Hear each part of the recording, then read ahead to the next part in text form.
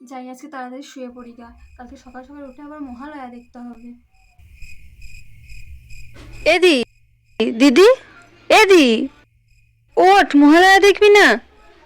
কই কটা বাজছে? এই সবে 3টে বাজছে আর তুই এখন মহালয়া দেখবি? চুপ করে ঘুমো। এদি, মহালয়া শুরু হয়নি, দেখ না একবার। করছিস কি তুই? এই সবে দেখ 4টে বাজছে, এখন মহালয়া হয়? ঘুমো ঘুমো ঘুমো। এ দিদি দেখ 5টা বেজে গিয়েছে, মহালয়া শুরু হয়ে গেল। ওঠ ওঠ ওঠ ওঠ ওঠ।